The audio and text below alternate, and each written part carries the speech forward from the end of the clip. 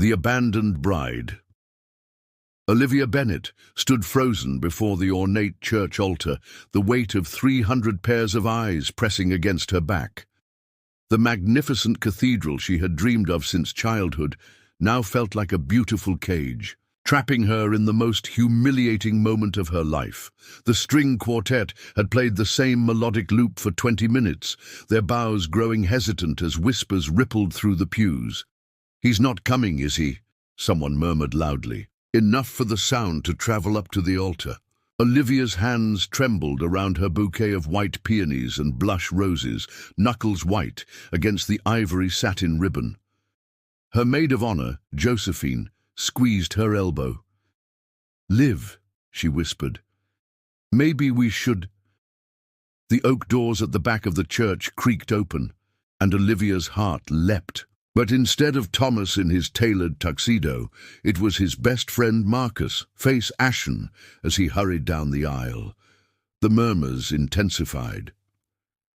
"He left," Marcus said when he reached her, voice low but not low enough. "I'm so sorry, Olivia. He left a note. He said he couldn't go through with it." The cathedral spun around her. 6 years together, 18 months of planning the perfect wedding, and Thomas couldn't even face her to end it. Just a note. Just cowardice. Olivia felt her knees weaken as the whispers transformed into a wave of shocked gasps and pitying looks. Her mother rushed forward from the front pew, face contorted with a mixture of rage and heartbreak. "What do you mean he left?" Eleanor Bennet demanded. "Where is he?" Marcus shook his head, unable to meet her eyes. "His car is gone. So is his passport." The realization crashed over Olivia like ice water. Not only had Thomas abandoned her on their wedding day, but he had planned it. This was no last-minute panic. He had packed, prepared, calculated the moment of maximum devastation. A bitter laugh escaped from somewhere in the back rows, followed by the unmistakable click of a phone camera. Olivia imagined the headlines. "Tomorrow, socialite left at altar. Bennet Hamilton wedding ends in disaster." Her father stepped forward, his usual commanding presence diminished by helplessness. "Ladies and gentlemen," he began, voice cracking slightly, "it appears there's been a complication. We ask for your understanding as we—" "What a waste," someone whispered too loudly. "All this money for nothing." Tears burned behind Olivia's eyes, but she refused to let them fall. Not here, not in front of everyone who would discuss this moment for years to come. The cathedral suddenly felt suffocating. The flowers too fragrant, the light through the stained glass too bright, the faces of the guests too eager for drama. Josephine tightened her grip on Olivia's arm. "Let's get you out of here," she said, beginning to guide her toward a side door. But before they could move, a figure rose from the middle rows, a tall man in an impeccably tailored charcoal suit. He wasn't part of the wedding party. In fact, Olivia barely recognized him from the business events she had attended with her father. Nicholas Reed, the notoriously private founder of Reed Innovations, a man known for his brilliant mind and minimal social presence. "Miss Bennet," he called, his deep voice silencing the whispers instantly. "May I have a word?" The congregation watched in stunned silence as Nicholas strode confidently up the aisle, his expression unreadable but somehow reassuring. He stopped before her, eyes, a striking steel blue, meeting hers with unexpected gentleness. "I won't let you stand here alone," he said, voice low enough that only she, Josephine, and her parents could hear. "Allow me to escort you out with dignity." For reasons she couldn't explain, Olivia found herself placing her trembling hand in his. Perhaps it was the quiet authority in his voice, or simply the desperate need to escape with whatever scraps of pride she could salvage. Nicholas nodded once, then turned to face the congregation at her side. "The ceremony will not be proceeding today," he announced with such calm confidence that no one dared to whisper. "Please respect the family's privacy at this time." And with that, he led Olivia back down the aisle, her head high, despite the tears now freely streaming down her face, an unexpected savior. Outside the cathedral, the spring air carried the scent of cherry blossoms, a cruel contrast to the devastation unfolding. Nicholas Reed guided Olivia through a side exit, away from the gathering crowd of curious onlookers and the wedding guests now spilling onto the steps. His hand remained steady at the small of her back, a grounding presence as her world collapsed around her. "My car is this way," he said softly, nodding toward a sleek black Bentley idling at the curb, a discreet driver standing beside it. "Unless you'd prefer to leave with your parents?" Olivia glanced back at the cathedral entrance where her mother was already engaging in damage control, her social armor fully deployed. Eleanor Bennett would handle this with practiced grace, but Olivia couldn't bear to be part of that performance. "I can't face them right now," she whispered, her voice breaking. "I can't face anyone." Nicholas nodded, understanding without judgment. "Then allow me." The driver opened the door, and Olivia sank into the buttery leather interior, still clutching. Her bouquet from sheer shock, her wedding dress, a custom Marchesa creation with delicate beading and an heirloom lace veil, pooled around her like a deflated dream. Nicholas slid in beside her, maintaining a respectful distance. "The Beacon Hotel," he instructed the driver. Then turning to Olivia, "I've reserved their private lounge. You'll have privacy there until you decide what you want to do." "Why?" Olivia finally managed, studying his profile as the car pulled away from the curb. "Why are you doing this? We've barely spoken before." Nicholas was silent for a moment, his gaze fixed on the road ahead. At 38, he carried himself with the quiet confidence of a man who had built his fortune from nothing. Unlike Thomas's inherited wealth, Nicholas's success was entirely self-made, a technological empire constructed through innovation and relentless work. "I know what it's like to be humiliated in public," he finally said. "My first company collapsed spectacularly. The business press eviscerated me for months. Every failure splashed across financial pages." He turned to face her, his expression softening slightly. "No one should have to endure public shame alone." Olivia felt the first genuine emotion beyond shock and humiliation: gratitude. "Thank you," she whispered. At the hotel, Nicholas escorted her through a private entrance, deftly arranging for a suite where she could compose herself. He waited in the adjoining sitting room while Josephine, who had followed in another car, helped Olivia out of her wedding dress and into a hotel robe. When Olivia emerged, face washed clean of tear-streaked makeup, Nicholas was on the phone, speaking in low, authoritative tones. "That's taken care of," he said, ending the call as she entered. "I've arranged for a statement to be released to the press, citing personal matters and requesting privacy. Your parents have been notified of your whereabouts." Olivia sank into a plush armchair, suddenly exhausted.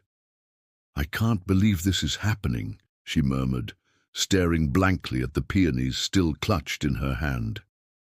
6 years together, and he couldn't even tell me to my face.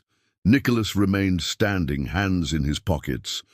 "Thomas Hamilton always was a coward," he said, a hint of contempt coloring his tone. The statement surprised her. "You know Thomas? We've crossed paths in business circles." Nicholas's jaw tightened slightly. "He's been trading on his family name rather than substance for years. You deserved better." Josephine returned with a pot of tea and a concerned expression. "Your mother is handling the guests. Your father—" She hesitated. "He's looking for Thomas." "He won't find him," Olivia said dully. "Thomas is too calculating for that." Nicholas exchanged a glance with Josephine. "Would you give us a moment?" He asked her. After Josephine reluctantly withdrew, Nicholas took the seat opposite Olivia. "I have a proposition," he said carefully, "one that might help salvage your dignity, if not your heart." Olivia looked up, puzzled. "What kind of proposition?" The society columns will be merciless about today, he said matter-of-factly. They'll paint you as the jilted bride, dissect every aspect of your relationship, speculate about what went wrong. It will be brutal and inescapable. She flinched, knowing he was right. The Hamilton-Bennett wedding had been the social event of the season. Its implosion would fuel gossip for months. Unless, Nicholas continued, we give them a different story. What do you mean? Let people believe there was someone else all along, not for Thomas, but for you. His eyes met hers steadily. Me. Olivia stared at him, stunned. You want to pretend that I left Thomas for you. I want to offer you a narrative that doesn't leave you humiliated, he corrected. We can say we reconnected recently, that there was an undeniable connection, that you realized at the last moment you couldn't go through with marrying Thomas when your heart was elsewhere. That's absurd, Olivia whispered, though part of her was already considering how much better that story would be than the truth. No one would believe it. They would if we made it convincing. Nicholas leaned forward slightly. I'm not suggesting anything improper, Olivia. Just public appearances together, a carefully managed story. Give it a few months, and the scandal will transform into a romance. Thomas becomes the footnote, not you. Why would you do this? She asked, searching his face for hidden motives. What do you get out of it? Something flickered in his eyes. Something she couldn't quite identify. Perhaps I have my reasons, he said quietly, but they're not ones that would hurt you. Outside the window, the afternoon light was fading. Somewhere across the city, 300 wedding guests were dispersing, their phones already buzzing with messages about the disaster they had witnessed. Tomorrow, her name would be on everyone's lips, unless she took control of the narrative now. Olivia looked down at her left hand, the indent where her engagement ring had been still visible on her finger. Then she looked up at Nicholas Reed, this enigmatic man offering her an unexpected lifeline. All right, she said finally, I'm in. Behind the gesture. The morning after the wedding disaster, Olivia woke in the hotel suite, momentarily disoriented before the crushing reality flooded back. She reached for her phone on the nightstand, then hesitated, dreading what she might find. When she finally gathered the courage to check, she was surprised to find only messages from close friends and family, no barrage of news alerts or social media notifications. A gentle knock at the door preceded Josephine, entering with coffee and a newspaper. You should see this, her friend said, placing the society pages of the Metropolitan Chronicle on the bed. Olivia braced herself before looking down at the headline. Society wedding takes unexpected turn. Bennett chooses tech mogul over banking heir. The article beneath was remarkably sympathetic, describing how Olivia Bennett had made the difficult but courageous decision to follow her heart after reconnecting with longtime acquaintance Nicholas Reed. Thomas was portrayed as understanding but disappointed, with no mention of his disappearance or the humiliating scene at the altar. How is this possible? Olivia whispered, scanning the article again. This isn't what happened at all. Josephine smiled. Your mysterious Mr. Reed works fast. He had his PR team working through the night. They've controlled the narrative completely. As if summoned by his name, Olivia's phone buzzed with a message from Nicholas. Breakfast in the private dining room when you're ready. We should discuss next steps. 30 minutes later, dressed in clothes Josephine had brought from her apartment, Olivia found Nicholas in a secluded corner of the hotel's exclusive dining room. He rose when she approached, looking impeccable in a casual sweater and slacks that somehow still conveyed wealth and precision. You've been busy, she said, sliding into the seat across from him and placing the newspaper between them. Nicholas poured her coffee from a silver pot. I thought it best to act quickly. The first story to circulate usually becomes the accepted narrative. It's remarkable, Olivia admitted, but it's also a complete fabrication. Thomas didn't understand anything. He abandoned me without explanation. Have you heard from him? Nicholas asked, his expression carefully neutral. Olivia shook her head. Not a word. His phone goes straight to voicemail. He's in Buenos Aires, Nicholas said matter-of-factly, buttering a piece of toast. My sources confirmed he boarded a private flight yesterday morning, hours before the ceremony. The revelation struck Olivia like a physical blow. Yesterday morning, so he never even intended. She trailed off, the pain fresh again. No, Nicholas said gently. He didn't. Olivia pushed her untouched plate away, suddenly losing her appetite. You seem to know a lot about Thomas. Nicholas hesitated, then set down his coffee cup with deliberate care. There's something I need to tell you, Olivia. Something that might help explain why I stepped forward yesterday. She studied his face, noting the tension around his eyes. I'm listening. I've known who you are for much longer than you might think, he began. 5 years ago, you spoke at a charity event for children's literacy. You weren't scheduled. You stepped in when the keynote speaker cancelled. You talked about growing up with dyslexia, how books had been both your greatest challenge and your salvation. Olivia remembered that night. She had been terrified speaking, without preparation, to a room full of influential people. You were there? Nicholas nodded. I was in the back. I've struggled with dyslexia my entire life, but I'd never heard someone articulate the experience so perfectly. After that, I noticed you. Noticed me? At events, charity functions, gallery openings, you were always with Thomas, of course. A flicker of something, regret, crossed his face. But I saw how you treated everyone around you with genuine kindness. How you remembered the names of waitstaff, asked meaningful questions, listened more than you spoke. Olivia felt a strange flutter in her chest. You were watching me all this time? Not in a concerning way, Nicholas clarified quickly. More like awareness. I respected you, admired your character. When I saw you standing alone yesterday, I couldn't bear it. Not when I knew what kind of person you are. The revelation settled between them, shifting Olivia's understanding of their arrangement. This wasn't just a stranger's random act of kindness. There was history here, even if it had been one-sided until now. Why didn't you ever introduce yourself properly? She asked. Nicholas's smile held a trace of self-deprecation. The brilliant, beautiful Olivia Bennet, engaged to Thomas Hamilton. What would I have said? Hello. I admire your character from afar. Besides, I'm not exactly known for my social graces. It was true.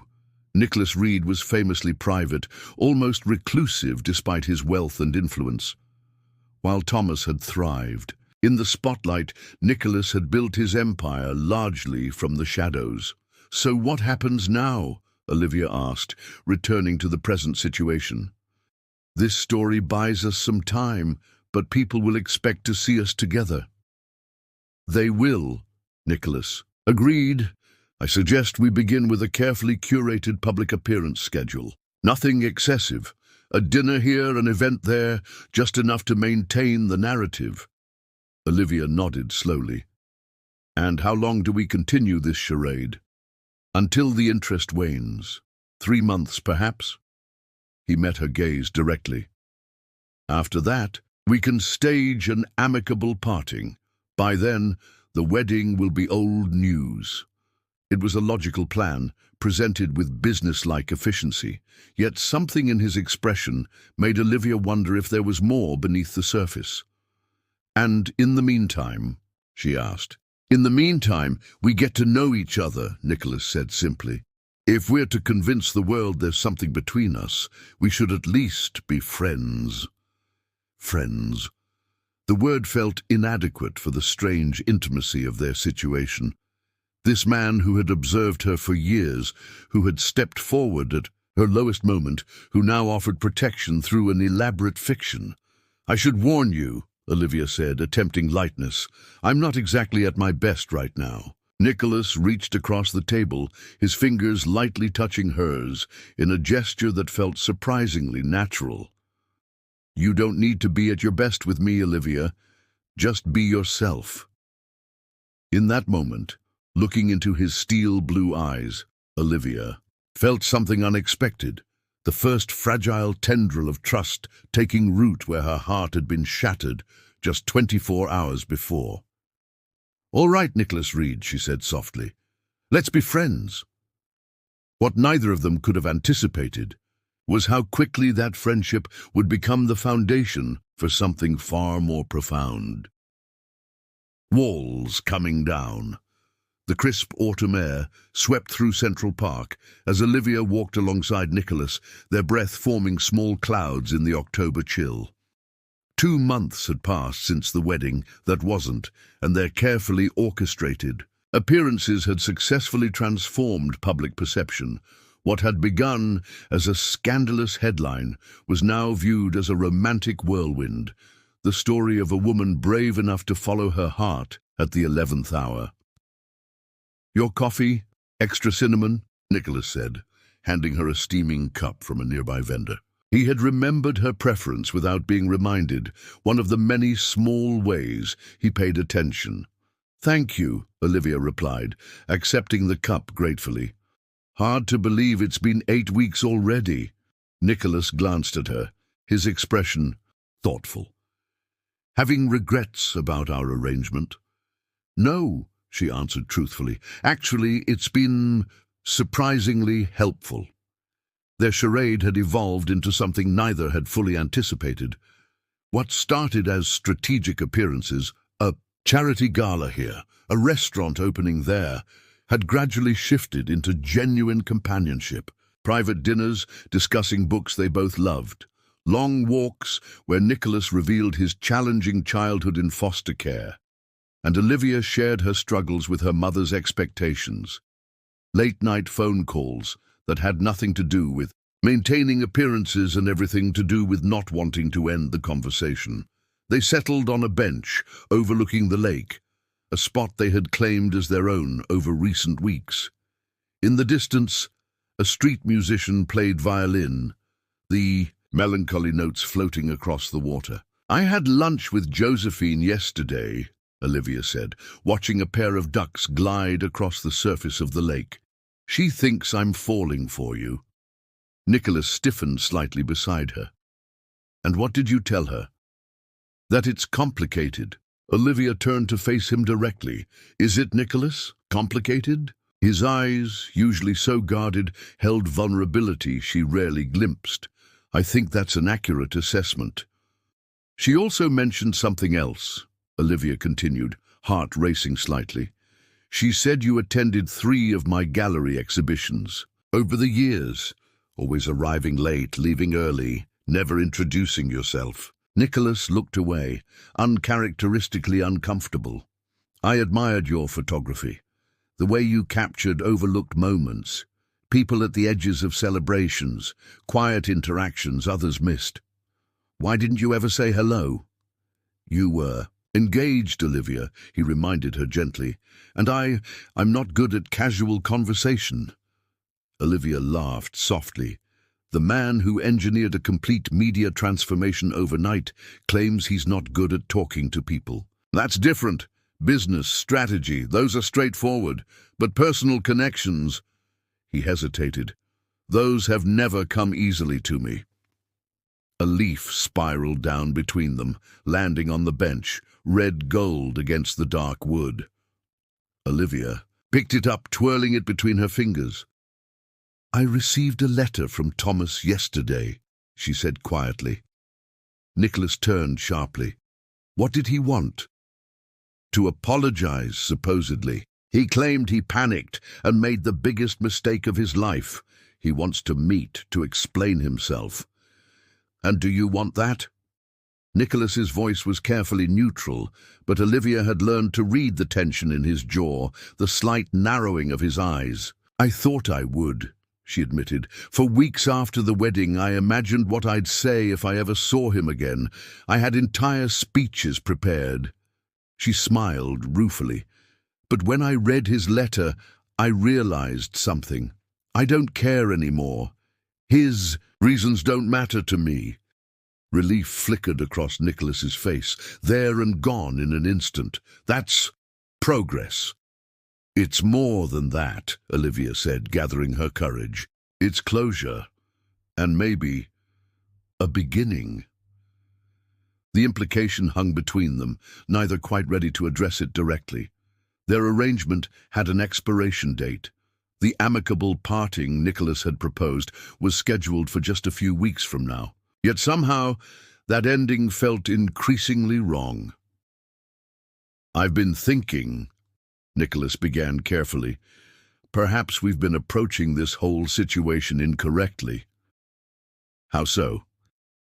"We've been focusing on what other people think, crafting the right story for public consumption. But maybe what matters is what's true for us." Olivia's heart quickened. "And what is true, Nicholas?" He took a deep breath, seeming to gather his thoughts. "When I saw you at the cathedral that day, standing alone, I acted on impulse, something I never do. I told myself it was basic human decency, or perhaps admiration for someone I'd observed from afar, but these past weeks have shown me it was more." "More," she echoed softly. "I care about you, Olivia, not as part of some elaborate charade, but genuinely, deeply." His voice grew quieter, "And that terrifies me." The confession hung in the autumn air between them. For a man who calculated every business move with precision, this raw honesty was clearly difficult. "Why does it terrify you?" she asked. Nicholas looked away, watching the violinist in the distance. "Because I've spent my life building walls. My childhood taught me that vulnerability leads to pain.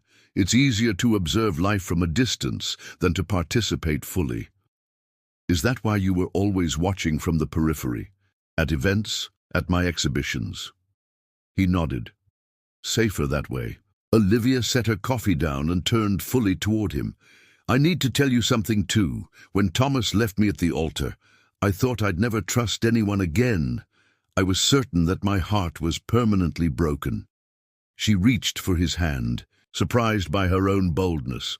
"But these past 2 months with you have healed something in me that I thought was beyond repair."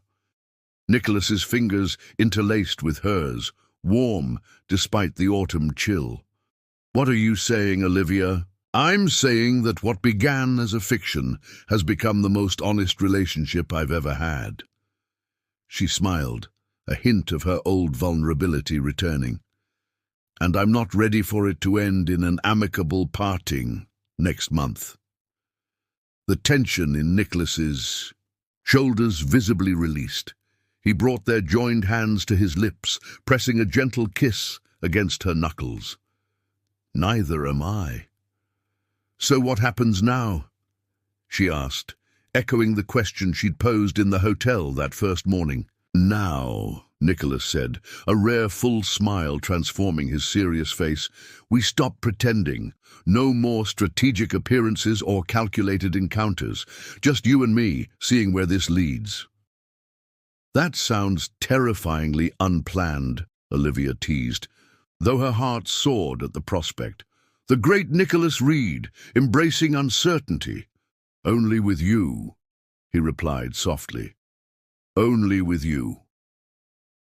As the violinist's melody carried across the park and the autumn leaves continued their gentle descent, around them, Olivia felt the last of her protective walls crumble. What had begun as rescue from public humiliation had transformed into something neither of them had anticipated.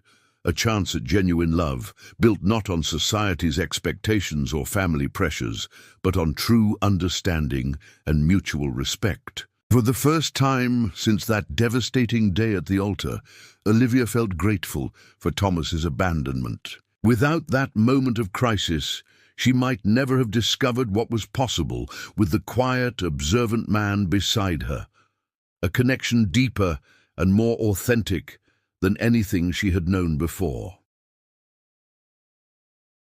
True love. Blossoms. Spring returned to the city. painting the landscape with renewal exactly 1 year after Olivia's world had collapsed and been rebuilt. Cherry blossoms lined the cathedral pathway where she had once walked in heartbreak, now transformed into a symbol of how profoundly life could change in 12 months. "Are you sure you want to meet here?" Nicholas asked, his hand steady at the small of her back as they approached the cathedral steps. "We could choose anywhere else." Olivia shook her head, the April breeze ruffling her hair. "No, I need to reclaim this place, replace the memories." They had come full circle. What had begun as an elaborate deception had evolved into the most honest relationship either had experienced. Their arrangement had never received its planned conclusion. Instead, it had seamlessly transformed into genuine courtship, then love, a progression that surprised them both in its naturalness. "Miss Bennet!" called a familiar voice. The cathedral's caretaker, Mr. Sullivan, approached with a warm smile. "Wonderful to see you again. Everything is prepared as Mr. Reed requested." Nicholas had arranged for a private viewing of the cathedral, emptied of echoes and whispers, allowing Olivia to confront the space on her own terms. "Thank you," she replied, squeezing Nicholas's hand in gratitude. "It feels different," Olivia observed, her voice echoing slightly in the empty nave, "smaller somehow." "Our demons often shrink when confronted," Nicholas replied, watching her carefully. "Are you all right?" Olivia nodded, approaching the altar where she had stood frozen in humiliation a year before. Now she touched the polished wood with steady fingers, reclaiming the space with quiet confidence. "I never thanked you properly," she said, turning to face Nicholas. "Not just for that day, but for everything that followed, for showing me what real partnership looks like." Nicholas shook his head. "You don't need to thank me. If anything, I should thank you." "For what?" "For teaching me how to stop observing life and start living it." He took both her hands in his. "Before you, I built companies, acquired assets, achieved objectives, be